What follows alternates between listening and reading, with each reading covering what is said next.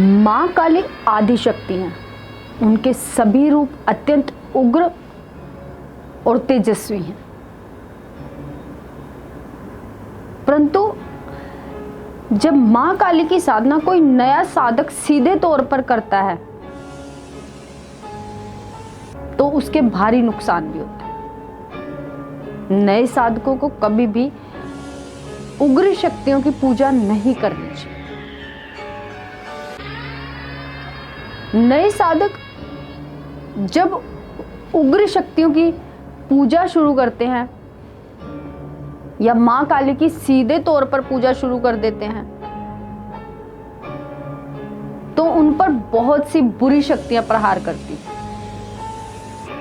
वो सब मां काली की साधना प्राप्त करने साधक को नहीं देती, वो रोकती हैं, मानसिक प्रताड़ना देती हैं, शारीरिक रोग दे देते हैं, समय समय पर या बार बार या हर रोज परीक्षा लेते हैं ताकि साधक मां काली की साधना कर ही ना पाए। अब इन नए साधकों में कौन कौन आते हैं ये सुन लीजिए। जिनको विरासत में गद्दी मिल जाती है, कहने का अर्थ है कि जो नए साधक हैं, माता पिता गद्दी लगा रहे थे, उस बच्चे ने सेवा तो कभी करी नहीं, परंतु उसको विरासत में मां काली की गद्दी मिल गई, उसे काफी सफर करना पड़ेगा। इसीलिए अगर आपके घर में कोई चौकी गद्दी लगाता तो यह ध्यान रखे, बच्चे जिनको आगे गद्दी मिलने वाली है वो पहले ही माँ दुर्गा की या गणपति की या भोलेनाथ की सेवा शुरू कर दें, जिससे माँ काली की उग्र शक्तियों को आप संभालने में सक्षम हो जाए। एक नए साधकों में वो लोग भी आते हैं जिन्होंने कभी पूजा सेवा नहीं करी, पर अचानक से उन पे काली की सवारी आ जाती है, क्योंकि वो सच्चे होते हैं, ईमानदार होते हैं। सवारी आ तो गई उनकी सच्चाई ईमानदारी से, पर उन पर संभलती नहीं है। अगर ऐसा आपके साथ होता है तो उस समय आप माँ काली के मंत्र का जाप तो करिए, साथ में भगवान भोलेनाथ का चालीसा जरूर रख लीजिए, जिससे माँ काली की उग्र शक्तियां शांत रहें, आप पर सीधे ना आए।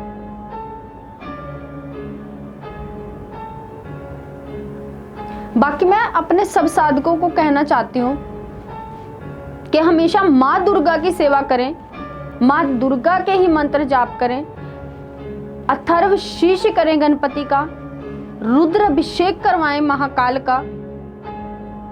अगर उसके बाद सवारी आती है तो आपको बहुत फलदायी रहेगी। अब उग्र शक्तियों की सीधे तौर पर पूजा करने से नवीन साधक को या नए साधक को किन किन परेशानियों से गुजरना पड़ता है। मानसिक परेशानी शुरू हो जाती है, अशांति फैल जाती है उसके जीवन में, बुरे बुरे स्वप्न आने लगते हैं।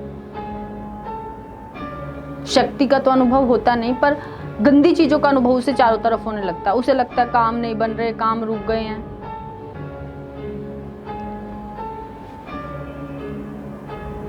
अगर आपको लगता है कि सीधे तौर पर माँ काली की आपने पूजा शुरू करी है तो इस साधना में, माँ काली की साधना में आपको एक उचित मार्गदर्शन की जरूरत है। कोई अच्छा गुरु बना लीजिए।